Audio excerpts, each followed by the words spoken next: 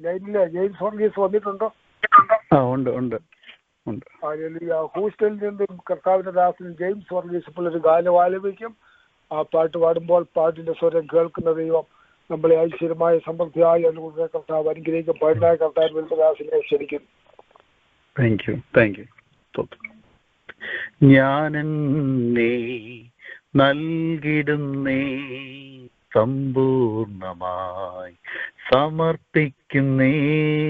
ഞാനെന്നെ നൽകിടുന്നേ, സമ്പൂർണമായി സമർപ്പിക്കുന്നേ.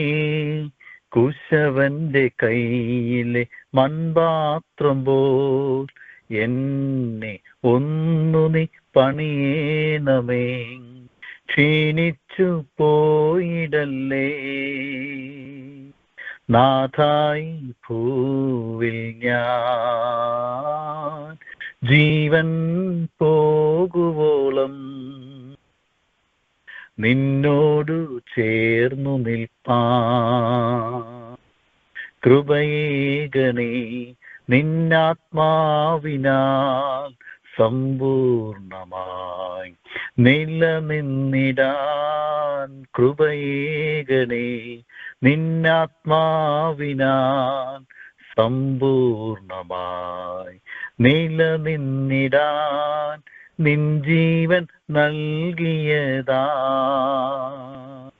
ഞാനെന്നും നിന്റേതല്ലേ, പിന്മാറിപ്പോയിടുവാൻ ഇടയാകല്ലേ നാഥ. ഞാനെന്നെ നൽകിടുന്നേ, സമ്പൂർണമായി സമർപ്പിക്കുന്നേ. ഞാനെന്നെ നൽകിടുന്നേ, സമ്പൂർണമായി സമർപ്പിക്കുന്നേ. കുശവന്റെ കയ്യിലെ മൺപാത്രം പോൽ എന്നെ ഒന്നു നീ പണിയേണമേ. ക്ഷീണിച്ചു പോയിടല്ലേ നാഥായി ഭൂവിൽ ഞാൻ ജീവൻ പോകുവോളം നിന്നോടു ചേർന്നു നിൽപ്പാൻ. നിന്റെ രക്ഷയും വർണ്ണിക്കുവാൻ നിൻ ശക്തിയാൽ നീ നിറച്ചിടുക. നിന്റെ രക്ഷയും വർണ്ണിക്കുവാൻ നിൻ ശക്തിയാൽ നിറച്ചിടുക. വചനത്തിൽ നിലനിന്നിടാ നാഥാ നിൻ വരവിൻ വരെ നിന്നോടു ചേർന്നിടുവാൻ എന്നെ ഒരുക്കിടുക. ഞാനെന്നെ നൽകിടുന്നേ, സമ്പൂർണമായി സമർപ്പിക്കുന്നേ. കുശവന്റെ കയ്യിലെ മൺപാത്രം പോൽ എന്നെ ഒന്നു നീ പണിയേണമേ.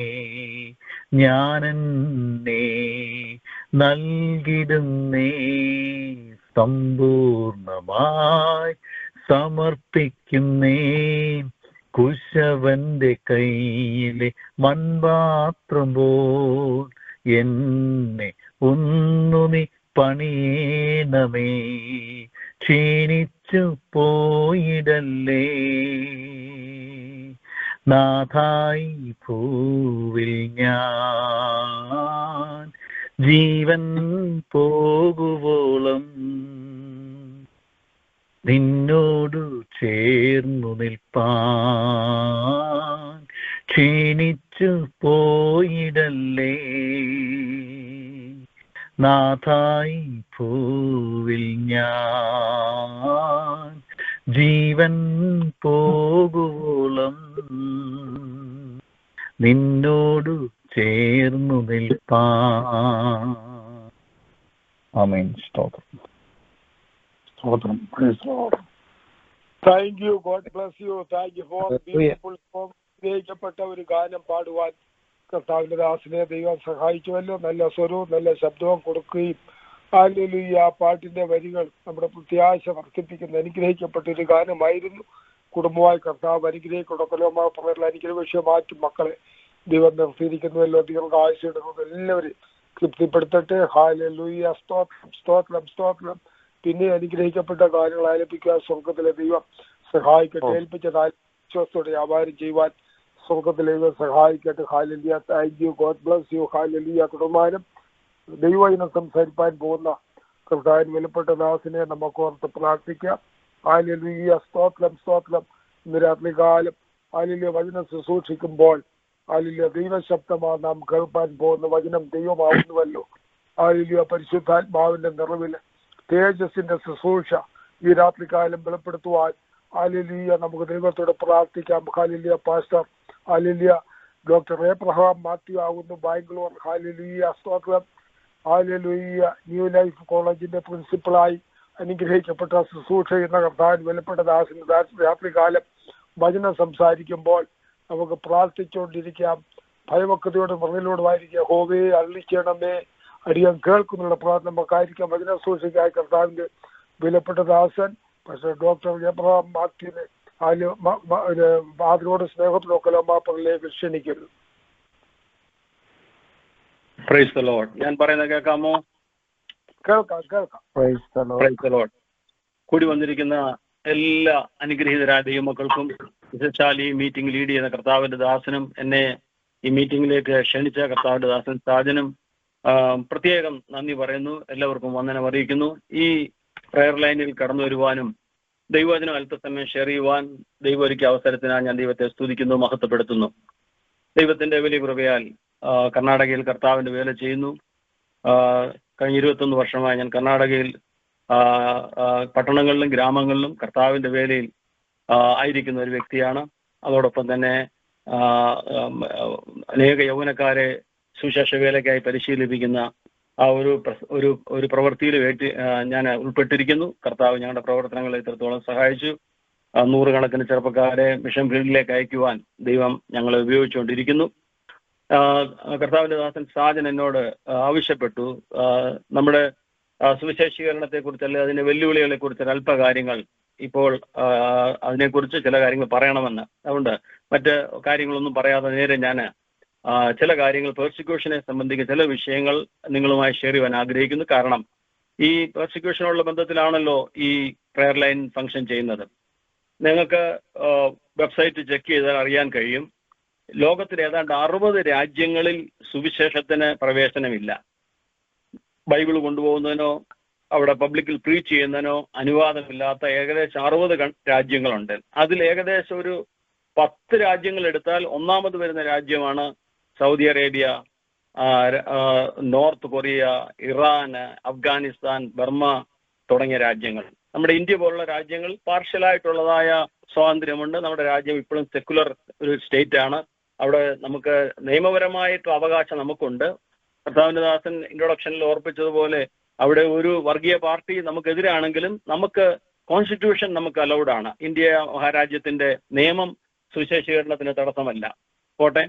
അപ്പോൾ ഏറ്റവും സുവിശേഷത്തിന് തടസ്സമുള്ള ഒരു രാജ്യമാണ് സൗദി അറേബ്യ.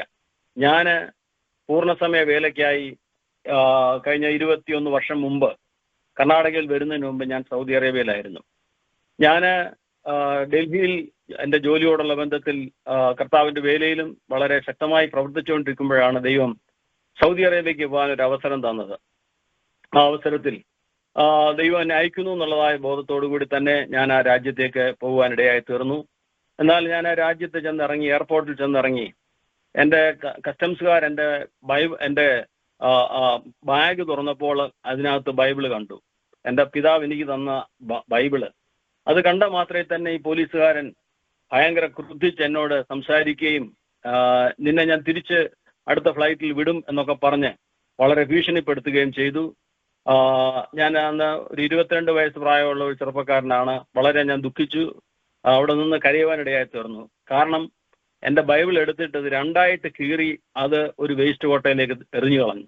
അതെന്നെ വളരെ വേദനിപ്പിച്ചു. എനിക്ക് തിരിച്ചു പോകുന്നതിലല്ല, എൻ്റെ ബൈബിളിൽ കീറിക്കളഞ്ഞതാണ് എനിക്ക് സങ്കടം വന്നത്. അങ്ങനെ അവിടെ നിന്നും അവരെന്നെ പുറത്തു വിട്ടു. ഞാൻ എൻ്റെ ജോലി സ്ഥലത്ത് വന്നു. ജോലി സ്ഥലത്ത് വന്നപ്പോൾ ഈ രാജ്യം ഇത്രയും സുവിശേഷത്തിന് വിരോധമാണ്, ഒരു ബൈബിൾ പോലും കൊണ്ടുവരാൻ അവകാശമില്ലാത്ത രാജ്യമാണെന്നുള്ളത്, അതിന്റെ ഡീറ്റെയിൽസ്, അതിന്റെ കൂടുതൽ സീരിയസ് ആയ കാര്യങ്ങൾ ഞാൻ പിന്നീടാണ് ഗ്രഹിക്കുന്നത്. അവിടെ ഇസ്ലാം അല്ലാതെ വേറെ യാതൊരു മതവും അവിടെ ഇല്ല. ഒരു രാജ്യത്തിനും ആർക്കും ആരാധിക്കാൻ അവകാശമില്ല. വളരെ സ്ട്രിക്റ്റ് ആയിട്ടുള്ള, വളരെ വളരെ ക്ലോസ്ഡ് ഒരു കൺട്രിയാണ് എന്നുള്ളത് എനിക്ക് ഗ്രഹിക്കുവാൻ കഴിഞ്ഞു. എന്നാൽ സുവിശേഷത്തിന് ബന്ധനമില്ല, ദൈവവചനത്തിന് ബന്ധനമില്ല. ദൈവം എനിക്ക് തന്ന കൃപയനുസരിച്ച് ക്യാമ്പുകളിൽ യൗവനക്കാരോട് സുവിശേഷം അറിയിക്കുകയും പലരും കർത്താവിനെ മരണത്തിനായിട്ട് ആഗ്രഹിച്ചിരുന്ന പലരെയും അങ്ങനെ കൗൺസിലിങ്ങിലൂടെ ദൈവം തന്ന കഴിവനുസരിച്ച് അവരെ ഉപദേശിച്ച് ദൈവകൃപയിൽ കൊണ്ടുവരുന്ന അവർ പലരെ പിന്നീട് സ്നാനപ്പെടുത്തുവാൻ ദൈവം എനിക്ക് ഇടയാക്കി. അതിനുശേഷം ചില വർഷങ്ങൾക്ക് ശേഷം വിവാഹിതനായി എനിക്ക് വെളിയിൽ വീടെടുത്ത് താമസിക്കാൻ ദൈവം അനുവാദം തന്നു. അങ്ങനെ എൻ്റെ ഭവനത്തിൽ ആരാധന ആരംഭിച്ചു. അവിടേക്ക് നാനാമതസ്ഥരായ ആളുകൾ, സമുദായ വ്യത്യാസം കൂടാതെ ആളുകൾ ഭവനത്തിൽ ആരാധനയ്ക്ക് കടന്നു വരികയും എൻ്റെ ഭവനത്തിൽ ദീർഘവർഷങ്ങൾ ആരാധന നടത്തിക്കൊണ്ടിരുന്നു. ഒരു ഭവനത്തിലല്ല, അവിടെ പ്രതികൂലമുള്ള രാജ്യമാണ്. നമ്മുടെ വീട്ടിൽ വരുന്നതും പോകുന്നതും ആളുകൾ കാണും. ഏതാണ്ട് 100-120 ആളുകൾ ആരാധനയ്ക്ക് കടന്നു വരുന്നത് ഒരു അപകടമായി മാറുന്നു. അങ്ങനെ ഒരു 14 വർഷം കുടുംബമായി ഞങ്ങൾ വീടെടുത്ത് കുടുംബമായി പാർത്തു. അതിൽ 7 പ്രാവശ്യം എൻ്റെ വീട് മാറ്റേണ്ടി വന്നു, വീട് ഷിഫ്റ്റ് ചെയ്യേണ്ടി വന്നു. കാരണം അവിടെ നമ്മൾ ഐഡന്റിഫൈ ചെയ്യപ്പെടുന്നു, പോലീസിന്റെ നോട്ടം നമ്മുടെ മേൽ വരുമെന്ന് കാണുമ്പോൾ അത് വിട്ടിട്ട് പുതിയ സ്ഥലത്തേക്ക് പോവുക. അങ്ങനെ നല്ല ജോലിയും ചുറ്റുപാടും എനിക്കുണ്ടായിരുന്നു. എന്നാൽ 24 മണിക്കൂറും നമ്മൾ ഭീതിയിലായിരുന്നു. കാരണം ഏത് സമയവും പോലീസ് നമ്മളെ അറസ്റ്റ് ചെയ്യുമെന്നുള്ളതായ ഒരു വലിയ ഭീതി അലട്ടിക്കൊണ്ടിരുന്നു. എന്നാൽ ആ ദേശത്ത് 100 കണക്കിന് ആളുകൾ രക്ഷിക്കപ്പെടുവാനും 100 കണക്കിന് ആളുകൾ, ഒട്ടും അതിശയോക്തിയല്ല പറയുന്നത്, 100 കണക്കിന് ആളുകളെ സ്നാനപ്പെടുത്തുവാനും അനേക യൗവനക്കാര് സുവിശേഷയിലേക്ക് പുറത്തു കൊണ്ടുവരുവാനും അതുപോലെ അനേക അത്ഭുതങ്ങളും അടയാളങ്ങളാലും ആ ദേശത്ത് ദൈവത്തിന്റെ വേല ശക്തിപ്പെടുന്നത് കാണുവാനിടയായി തീർന്നു. അങ്ങനെ ദീർഘവർഷങ്ങൾ ആ ദേശത്ത് കർത്താവിന്റെ വേല ചെയ്ത ശേഷമാണ് ഞാൻ ഇന്ത്യയിലേക്ക് കടന്നു വന്നത്. അതുകൊണ്ട് പ്രതികൂലത്തിൽ എങ്ങനെയാണ് സുവിശേഷീകരണം എന്നുള്ളത് വളരെ വ്യക്തമായി ഗ്രഹിക്കുവാൻ ദൈവം എനിക്കിടയാക്കി തീർത്തു. എങ്ങനെ പ്രതികൂലം എന്താണ്, ആ പ്രതികൂലത്തിൽ എങ്ങനെയാണ് സുവിശേഷീകരണം? അവിടെ ഞാൻ പോകുന്ന ശേഷം ഒരു പോലീസ് റെയ്ഡ് നടക്കുകയും ഏതാണ്ട് 18 ഹൗസ് ചർച്ചസിന്റെ പാസ്റ്റർമാരെ ഒറ്റയടിക്ക് അറസ്റ്റ് ചെയ്യുകയും അവർക്ക് പീഡനം സഹിക്കുകയും അവരെ ജയിലിലടയ്ക്കുകയും അവരുടെ സമ്പത്ത് നഷ്ടപ്പെട്ടവരെല്ലാവരും മടങ്ങി വരേണ്ട ഒരനുഭവം അവിടെ ഉണ്ടായി. Price the Lord. അങ്ങനെയുള്ളൊരവസ്ഥ ആ രാജ്യത്തെ ശക്തമായി നിൽക്കുകയായിരുന്നാൽ ഇപ്പോൾ അവിടുത്തെ ക്രൗൺ പ്രിൻസ് ഒരല്പം അയവ് കാണിക്കുന്നത് കൊണ്ട് വീടുകളിൽ ആരാധിക്കുന്നതിനുള്ളതായ സ്വാതന്ത്ര്യമല്ല, ആരും വന്ന് അറസ്റ്റ് ചെയ്യുന്നില്ല. അടുത്ത വീട്ടുകാര് അവരെ കംപ്ലൈന്റ് കൊടുത്താൽ മാത്രമേ ഉള്ളൂ അവരെ ചോദ്യം ചെയ്യുന്നത്, അല്ലെങ്കിൽ ഒരു മൗനസമ്മതം അവിടെ കാണുന്നുണ്ട്. എന്നാൽ ഞങ്ങളായിരുന്ന കാലഘട്ടത്തിൽ ഏറ്റവും വളരെയധികം കഷ്ടം അനുഭവിച്ചൊരു കാലഘട്ടമായിരുന്നു. Price the Lord. അങ്ങനെ സൗദി അറേബ്യ, മറ്റ് അനേക രാജ്യങ്ങൾ, തുടർന്ന് ഞാൻ ഇന്ത്യയെക്കുറിച്ച് അല്പകാര്യങ്ങൾ ഞാൻ പറയാം. നമ്മുടെ ഇന്ത്യ മഹാരാജ്യത്ത് നിങ്ങൾക്ക് അറിയുമായിരിക്കാം 9 സ്റ്റേറ്റുകളിൽ ആന്റി കൺവേർഷൻ ബിൽ പാസ്സായിട്ടുണ്ട്. 9 സ്റ്റേറ്റുകളിൽ. അത് ഒന്ന് അരുണാചൽ പ്രദേശ്, മധ്യപ്രദേശ്, ഗുജറാത്ത്, ഹിമാചൽ പ്രദേശ്, ഉത്തരാഖണ്ഡ്, കർണാടക, ജാർഖണ്ഡ്, ഒറീസ, ഛത്തീസ്ഗഡ്. ഇത്രയും സ്റ്റേറ്റുകളിൽ 9 സ്റ്റേറ്റുകളിൽ ആന്റി കൺവേർഷൻ ബിൽ പാസ്സാക്കിയിട്ടുണ്ട്. ആന്റി കൺവേർഷൻ ബിൽ എന്ന് പറയുന്നത് കോൺസ്റ്റിറ്റ്യൂഷന് വിരോധമാണ്. കോൺസ്റ്റിറ്റ്യൂഷൻ കോൺസ്റ്റിറ്റ്യൂഷൻ ആർട്ടിക്കിൾ 25, 26, 27, 28, 29, 30 ഇതെല്ലാം നമുക്ക് മൈനോറിറ്റീസിന് ഫ്രീഡത്തെ കുറിച്ചാണ് സംസാരിക്കുന്നത്. നമുക്ക് ഇഷ്ടമുള്ള മതത്തിൽ വിശ്വസിക്കാനും ഇഷ്ടമുള്ള വിശ്വസിക്കുന്ന മതം ആ മതം നമുക്ക് പ്രാക്ടീസ് ചെയ്യാനും ആ മതം പ്രചരിപ്പിക്കാനും ഈ മതത്തിന്റെ പേരിൽ കെട്ടിടങ്ങൾ പണിയുന്നതിനും ചർച്ചുകൾ പണിയുന്നതിനും സ്കൂൾ പണിയുന്നതിനും ബൈബിൾ സ്കൂളുകൾ പണിയുന്നതിനും ഒക്കെ അവകാശമുണ്ട്. നമ്മുടെ ഇന്ത്യൻ കോൺസ്റ്റിറ്റ്യൂഷനിൽ ഈ കാര്യങ്ങളെല്ലാം പ്രോമിസ് ചെയ്തിട്ടുണ്ട്. അതാണ് അംബേദ്കർ എഴുതിയ ഇന്ത്യൻ കോൺസ്റ്റിറ്റ്യൂഷൻ. എന്നാൽ ഈ സ്റ്റേറ്റുകൾ പാസ്സാക്കുന്ന ആന്റി കൺവേർഷൻ ബിൽ എന്ന് പറയുന്നത് ഈ കോൺസ്റ്റിറ്റ്യൂഷന് വിരോധമായിട്ടാണ്. അങ്ങനെയാണ് 9 സ്റ്റേറ്റുകൾ ഇപ്പോൾ പാസ്സായിരിക്കുന്നത്. ഒരു പക്ഷെങ്കിൽ നമ്മുടെ സെൻട്രൽ ഗവൺമെന്റിന് അവർക്ക് അടുത്ത പ്രാവശ്യം അവർ അധികാരത്തിൽ വരികയാണെങ്കിൽ അവര് ഈ കോൺസ്റ്റിറ്റ്യൂഷൻ തന്നെ തിരുത്തിക്കളയാൻ സാധ്യതയുണ്ട്. അപ്പോൾ നാം പ്രത്യേകം അത് ഓർത്ത് പ്രാർത്ഥിക്കണം. ദൈവത്തിന്റെ പ്രവൃത്തി ദേശത്ത് വെളിപ്പെടണം. തമിഴ്നാട്ടിൽ അത് 2006 പാസ്സാക്കാൻ ശ്രമിച്ചു, എങ്കിലും ശക്തമായ പ്രതികൂലം കൊണ്ട് നടന്നില്ല. രാജസ്ഥാനിലും അതുപോലെ തന്നെ. അങ്ങനെ സുവിശേഷത്തിന് ശക്തമായ പ്രതികൂലം നമ്മുടെ രാജ്യത്ത് ഉണ്ട്. അത് വളരെ ശക്തമായി അത് അന്തർലീനമായിരിക്കുന്ന ഒരു കാര്യമാണ്. ഞാൻ കർണാടകയിലാണ്. കർണാടകയെക്കുറിച്ച് പറയുമ്പോൾ, കർണാടക പലപ്പോഴും നമ്മൾ ഈ മിഷൻ ഫീൽഡ് സുവിശേഷത്തിന് വേണ്ടി നമ്മൾ പ്രാർത്ഥിക്കുമ്പോൾ ബീഹാറും ഉത്തർപ്രദേശും ഒക്കെയാണ് നമ്മൾ പ്രാർത്ഥിക്കുന്നത്. പക്ഷെ കർണാടകയ്ക്ക് വേണ്ടി അധികം ആൾക്കാർ പ്രാർത്ഥിക്കാറില്ല. കർണാടക വളരെ ഡിഫിക്കൽട്ടായ ഒരു സ്റ്റേറ്റ് ആണ്. ഞങ്ങൾ സാധാരണ പറയുന്നത് സൗത്ത് ഇന്ത്യയിലെ ഉത്തരേന്ത്യ എന്നാണ് ഞങ്ങൾ കർണാടകത്തെ വിളിക്കുന്നത്. 6.5 കോടി ജനങ്ങളുള്ള കർണാടക സ്റ്റേറ്റിൽ 2% ക്രിസ്ത്യാനികളുള്ളൂ. ടോട്ടൽ എല്ലാവരും കൂടെ കൂട്ടിയാലും 2% ഉള്ളൂ. നിങ്ങൾ ഈ കാണുന്നതായ പലപ്പോഴും ഒരുപക്ഷെ നിങ്ങൾ ബാംഗ്ലൂരിൽ വന്നിട്ടുണ്ടായിരിക്കാം. ഈ കാണുന്ന ബാംഗ്ലൂർ അല്ല കർണാടക. ബാംഗ്ലൂരിൽ അവരുടെ എല്ലാ കോൺസെൻട്രേഷനും അതൊരു കോസ്മോപൊളിറ്റൻ സിറ്റിയാണ്, IT ഹബ്ബാണ്, വലിയ എന്താ പറഞ്ഞത് ഡെവലപ്മെന്റ് എല്ലാം ഇതുപോലുള്ള ചില ചുരുങ്ങിയ പട്ടണങ്ങളിൽ ഒതുങ്ങി നിൽക്കുന്നു. എന്നാൽ കർണാടകയിൽ 30,000 ഗ്രാമങ്ങളുണ്ട്. ഈ 30,000 ഗ്രാമങ്ങളിലാണ് ജനങ്ങൾ പാർക്കുന്നത്. അതിൽ ഏതാണ്ട് 6,000 ഗ്രാമത്തിൽ മാത്രമേ ഇതുവരെ സുവിശേഷം എത്തിയിട്ടുള്ളൂ. ഒരു കുരിശ് കാണാൻ കഴിയുന്നത് ഈ 5,000 6,000 ഇടയിലുള്ള ഗ്രാമങ്ങളിൽ മാത്രമാണ്. നമ്മുടെ രാജ്യത്തെ എടുത്ത് പഠിച്ചാൽ ഇന്ത്യയിൽ 6 ലക്ഷം ഗ്രാമങ്ങളുണ്ട്.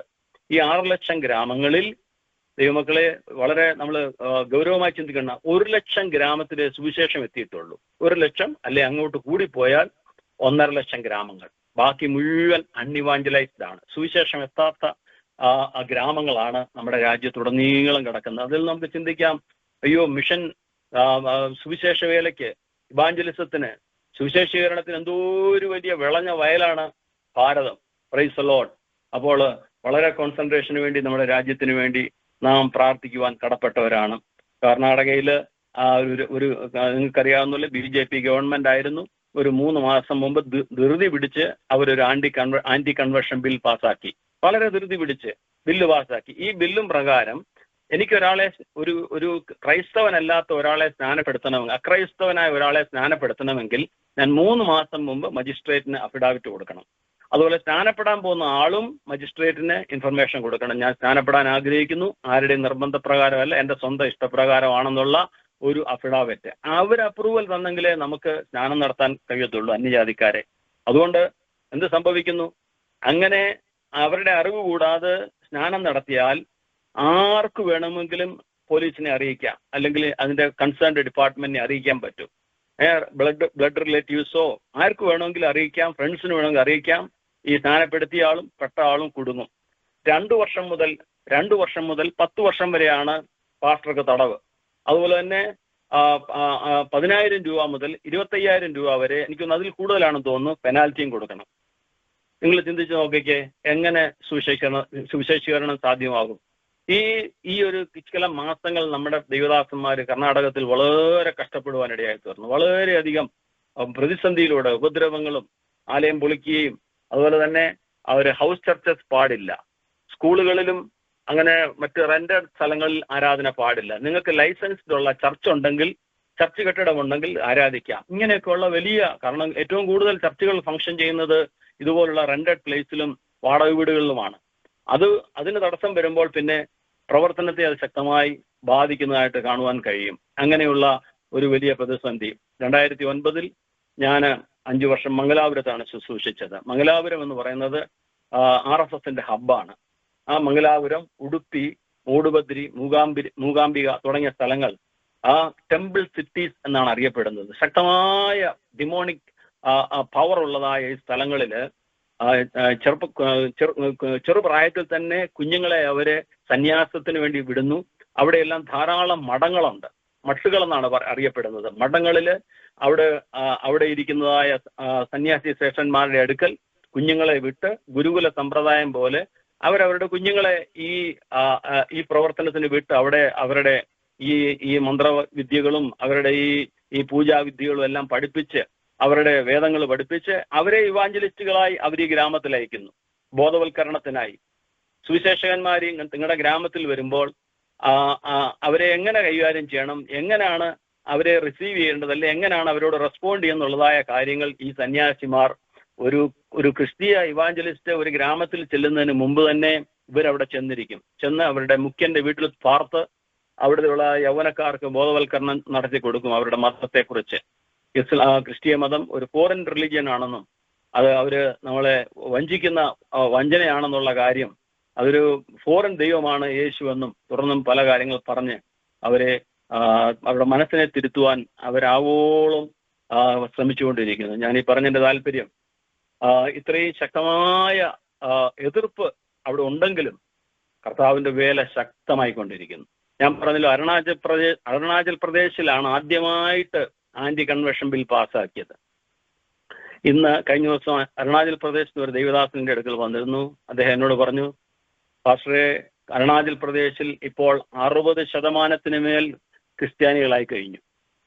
ഏറ്റവും പീഡനമുള്ള സുവിശേഷത്തിന് ആന്റി കൺവെൻഷൻ ബിൽ പാസ്സാക്കിയ സ്റ്റേറ്റിൽ നിന്ന് സുവിശേഷത്തിന്റെ ശക്തിയാൽ 60%-ലധികം ആളുകൾ കർത്താവിന്റെ ഹല്ലേലൂയ സുവിശേഷം അംഗീകരിച്ച് വിശ്വാസികളായി. കുരിശിന്റെ ബഹളമാണെന്ന് പറഞ്ഞു എവിടെ ചെന്നാലും. അങ്ങനെ ആ ദേശത്ത് ഒരു വലിയ ദൈവപ്രവൃത്തി ദൈവം ചെയ്തുകൊണ്ടിരിക്കുന്നു.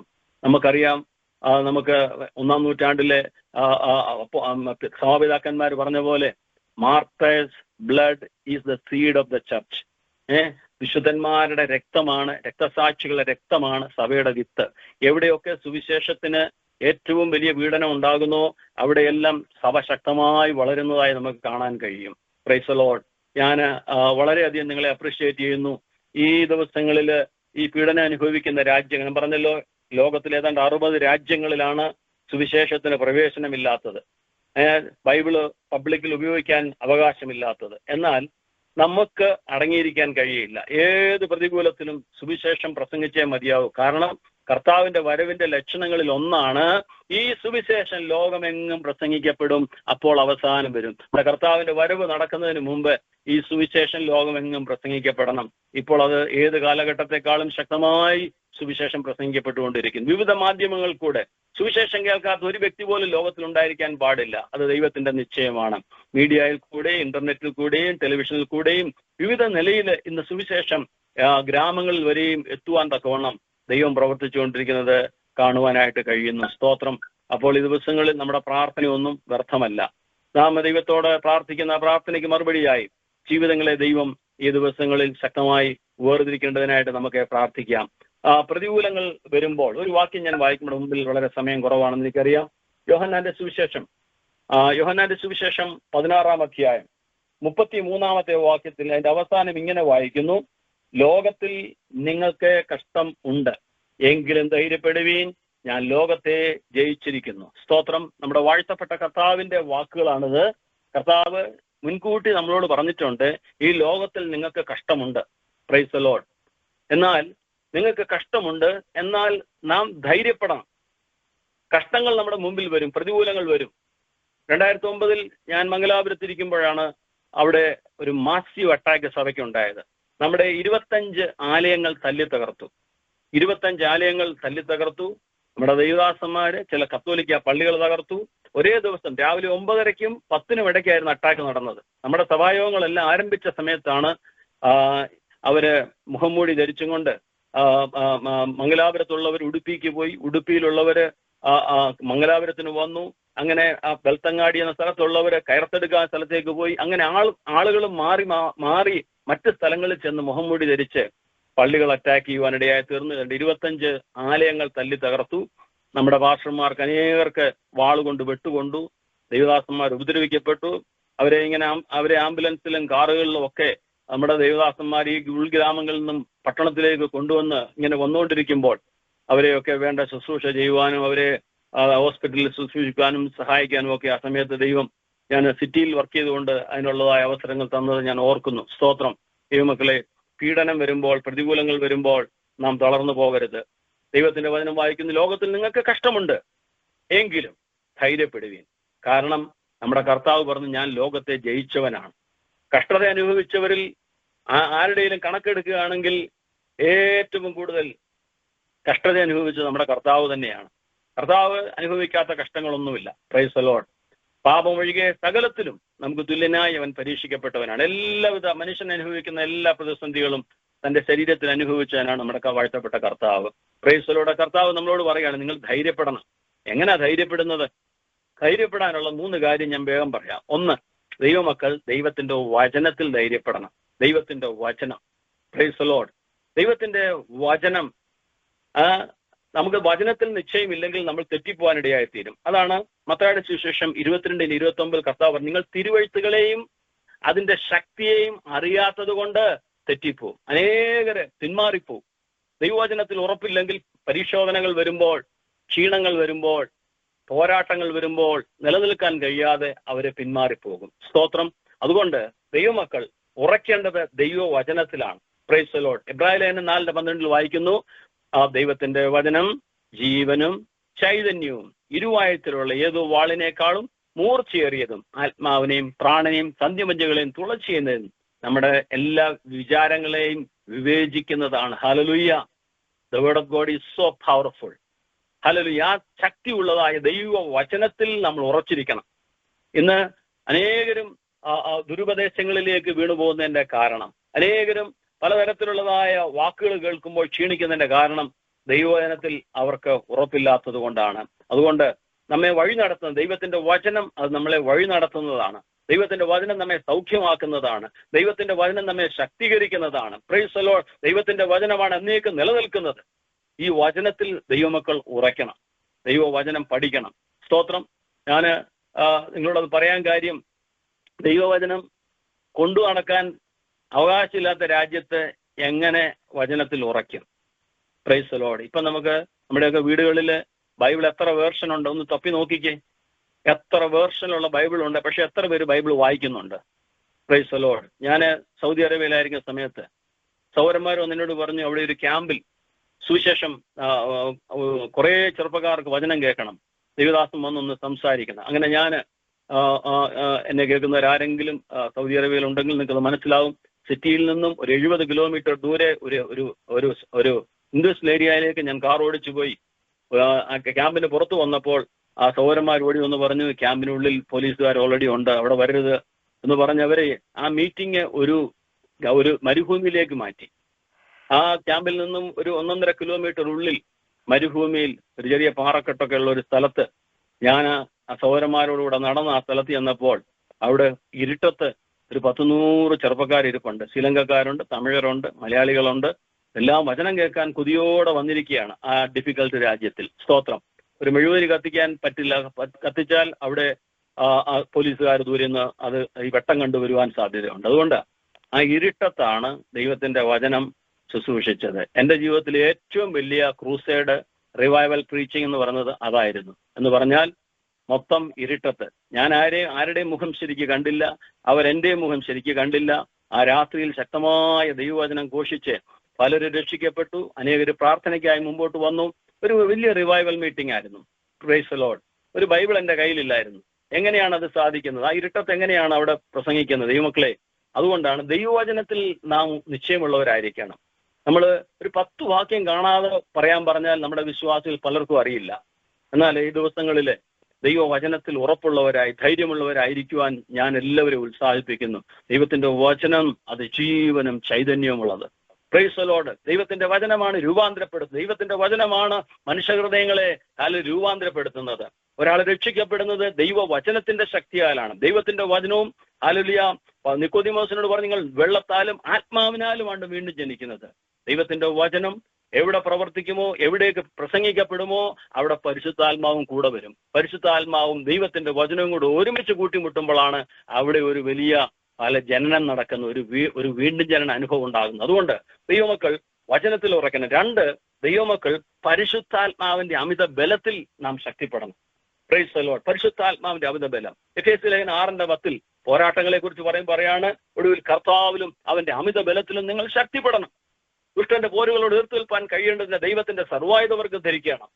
പോരാട്ടങ്ങളിൽ നിൽക്കണമെങ്കിൽ പരിശുദ്ധാത്മാവിന്റെ അത്യന്ത ശക്തി നമുക്ക് ആവശ്യമാണ്. ലൂക്കോസിന്റെ സുവിശേഷം 12:12 നമ്മുടെ വാഴ്ത്തപ്പെട്ട കർത്താവ് പറഞ്ഞു, നിങ്ങളെ പീഡിപ്പിക്കുന്നവർ ന്യായാസനങ്ങളിൽ കൊണ്ടുപോകുമ്പോൾ നിങ്ങൾക്ക് വിരോധമായി നിങ്ങളെ ന്യായാസനങ്ങൾ നിർത്തി വിസ്തരിക്കുമ്പോൾ എന്തു പറയണമെന്ന് വിചാരിച്ച് ഭാരപ്പെടണ്ട. പരിശുദ്ധാത്മാവ് നിങ്ങൾക്ക് ആലോചന തരും. എന്തു പറയണമെന്ന് പരിശുദ്ധാത്മാവ് നിങ്ങൾക്ക് ആലോചന തരും. ഇന്ന് രാത്രി എന്നെ കേൾക്കുന്ന ദൈവത്തിന്റെ പൈതലേ, നീ പരിശുദ്ധാത്മാവിൽ നിറഞ്ഞ വ്യക്തിയാണോ? നീ പരിശുദ്ധാത്മാവിൽ ആരാധിക്കുന്ന വ്യക്തിയാണോ? പരിശുദ്ധാത്മാവിന്റെ ശക്തി നിന്റെ ഉള്ളിലുണ്ടോ? ഹല്ലേലൂയ. ഈ പരിശുദ്ധാത്മ ശക്തിയിൽ നിറഞ്ഞിട്ടില്ലെങ്കിൽ ഹല്ലേലൂയ, ദൈവത്തിന് നിന്നെ ഉപയോഗിക്കാൻ കഴിയില്ല. അതുകൊണ്ടാണ് വാഴ്ത്തപ്പെട്ട കർത്താവ് ശിഷ്യന്മാരോട് പറഞ്ഞു, എന്നാൽ പരിശുദ്ധാത്മാവ് നിങ്ങളുടെ മേൽ വരുമ്പോൾ നിങ്ങൾ ശക്തി ധരിക്കും, എന്നിട്ട് യെരൂശലേമിലും ഹല്ലേലൂയ യഹൂദ്യയിലും ശമരിയയിലും ഭൂമിയുടെ അറ്റത്തോളം എന്റെ സാക്ഷികളാകും. ഈ ദിവസങ്ങൾ പരിശുദ്ധാത്മാവിൽ നിറഞ്ഞവരായി നമുക്ക് കർത്താവിന്റെ വേല ചെയ്യാം. 3, പ്രാർത്ഥനയിൽ ബലപ്പെടണം, പ്രാർത്ഥനയിൽ ഉറ്റിരിക്കണം. നമ്മൾ റോമാലേഖനം 12:13 കൊലോസ്യ ലേഖനം 4:2 ഒക്കെ വായിക്കുന്നു, പ്രൈസ് ദി ലോർഡ്, നാം പ്രാർത്ഥനയിൽ ഉറ്റിരിക്കണം. കഷ്ടത സഹിപ്പാൻ തക്കവണ്ണം, അതിനെ കഷ്ടതയെ സഹിഷ്ണുതയോടെ നമ്മൾ സഹിക്കാൻ കഴിയണമെങ്കിൽ പ്രാർത്ഥനയിൽ ഉറ്റിരിക്കണം. Price the Lord. പ്രാർത്ഥന നമ്മുടെ ജീവിതത്തിൽ ഏറ്റവും പ്രധാനമാണ്. പ്രതികൂലങ്ങൾ വരുമ്പോൾ പ്രൈസ് ദി ലോർഡ് അതിൽ നിലനിൽക്കണമെങ്കിൽ ശക്തമായ പ്രാർത്ഥന നമുക്കുണ്ടായിരിക്കണം. പ്രൈസ്. 2 തരത്തിലുള്ള പ്രാർത്ഥനയുണ്ട്. ഒന്ന് നമ്മുടെ പ്രൈവറ്റ് പ്രെയർ ഉണ്ട്, നാം നമുക്ക് വേണ്ടി പ്രാർത്ഥിക്കും, നമ്മുടെ പേഴ്സണൽ പ്രെയർ. അതുപോലെ തന്നെ വളരെ ദൈവവചനത്തിൽ വളരെ ഇമ്പോർട്ടന്റ് ആയ ഒരു പ്രെയറാണ് ഇന്റർസെസറി പ്രെയർ, മധ്യസ്ഥ പ്രാർത്ഥന. നിങ്ങൾ അതാ ചെയ്തുകൊണ്ടിരിക്കുന്നത്. ഹല്ലേലൂയ. അനേകർക്ക് വേണ്ടി പ്രാർത്ഥിക്കുവാൻ, അനേക വിഷയങ്ങൾക്ക് വേണ്ടി പ്രാർത്ഥിക്കുവാൻ. സ്തോത്രം. നമ്മുടെ സ്വന്തം ചിന്തകളും നമ്മുടെ ആഗ്രഹങ്ങളും, ഞാൻ എൻ്റെ അച്ചാനെ അനുഗ്രഹിക്കണം, എൻ്റെ ഭാര്യയെ അനുഗ്രഹിക്കണം, എൻ്റെ കുഞ്ഞുങ്ങളെ അനുഗ്രഹിക്കണം, ഞങ്ങളുടെ സഭയെ കുടുംബത്തെ അനുഗ്രഹിക്കണം, നമ്മുടെ കാര്യങ്ങൾ മാത്രം പറഞ്ഞ് പ്രാർത്ഥിച്ച് 5 മിനിറ്റ് കൊണ്ട് നിർത്തുന്നതല്ല പ്രാർത്ഥന. Price the Lord. ദൈവം നമ്മെക്കുറിച്ച് ആഗ്രഹിക്കുന്നത് പ്രാർത്ഥനയിൽ പോരാടുന്നവരായിരിക്കണം. അനേകർക്ക് വേണ്ടി നാം പ്രാർത്ഥിക്കണം, രാജ്യങ്ങൾക്ക് വേണ്ടി പ്രാർത്ഥിക്കണം.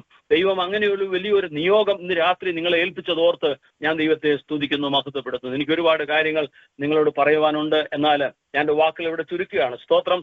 അവിടെ നമ്മൾ മത്തായിയുടെ സുവിശേഷത്തിൽ 17:21 വായിക്കുന്നു, എങ്കിലും പ്രാർത്ഥനയാലും ഉപവാസത്താലും അല്ലാതെ ഈ ജാതി മാറിപ്പോവില്ല. Price the Lord. ദിവസങ്ങളിൽ നമ്മുടെ ജീവിതത്തിൽ ഭയം മാറുവാൻ, പ്രതികൂലങ്ങൾ ജയമെടുക്കുവാൻ നമുക്ക് പ്രാർത്ഥന ആവശ്യമാണ്. ഒരു വാക്യം ഞാൻ വായിക്കുന്നു, അപ്പോസ്തലപ്രവൃത്തി 4:24 നാം ഇങ്ങനെ വായിക്കുന്നു. അപ്പോസ്തലപ്രവൃത്തി 4:24. Price the Lord. 23, വിട്ടയച്ച ശേഷം അവർ കൂട്ടാളികളുടെ അടുക്കൽ വന്നു. മഹാപുരോഹിതന്മാരും മൂപ്പന്മാരും തങ്ങളോട് പറഞ്ഞതെല്ലാം അറിയിച്ചു. അത് കേട്ടിട്ട് അവർ ഒരുമനപ്പെട്ട് ദൈവത്തോട് നിലവിളിച്ചു പറഞ്ഞത്, ആകാശവും ഭൂമിയും സമുദ്രവും അവയിലുള്ള സകലവും ഉണ്ടാക്കിയ നാഥനെ ജാതികൾ കലഹിക്കുന്നതും വംശങ്ങൾ വ്യക്തമായി നിരൂപിക്കുന്നതും എന്ത്? ഭൂമിയിലെ രാജാക്കന്മാർ അണിനിരക്കുന്നതും അധിപതികൾ കർത്താവിന് വിരോധമായും അവന്റെ അഭിഷേകത്തിന് വിരോധമായും ഒന്നിച്ചു കൂടുകയും ചെയ്തിരിക്കുന്നു. അങ്ങനെ പറഞ്ഞവർ പ്രാർത്ഥിച്ചു. നമ്മൾ വായിക്കുന്നു, ഇങ്ങനെ പ്രാർത്ഥിച്ചപ്പോൾ അവർ കൂടിയിരുന്ന സ്ഥലം കുലുങ്ങി, എല്ലാവരും പരിശുദ്ധാത്മാവ് നിറഞ്ഞവരായി ദൈവവചനം ധൈര്യത്തോടെ പ്രസ്താവിച്ചു. ഹല്ലേലൂയ. പ്രാർത്ഥന വളരെ ആവശ്യമാണ് ദിവസങ്ങളിൽ. ഹല്ലേലൂയ. പ്രതികൂലം വരുമ്പോൾ എങ്ങനെ നിലനിൽക്കാൻ കഴിയും? നമ്മൾ ഉറക്കെ കർത്താവ് പറഞ്ഞു, നിങ്ങൾ ധൈര്യപ്പെടണം. നാം ധൈര്യപ്പെടേണ്ട 3 കാര്യം ഞാൻ പറഞ്ഞു. ദൈവവചനത്തിൽ നാം ഉറച്ചവരായിരിക്കണം, പരിശുദ്ധാത്മാവിലും അവന്റെ ബലത്തിലും നാം ഉറച്ചവരായിരിക്കണം, പ്രാർത്ഥനയിൽ ഉറ്റിരിക്കുന്നവരായിരിക്കണം. പ്രതികൂലങ്ങളെ അതിജീവിക്കാൻ ഇതിനപ്പുറത്ത് വേറെ ഒരു മാർഗമില്ല. സ്തോത്രം. ദൈവമായ കർത്താവ് നമ്മെ എല്ലാവരെയും അനുഗ്രഹിക്കട്ടെ. തന്ന അവസരത്തിന് നന്ദി. God bless you all. Price the Lord.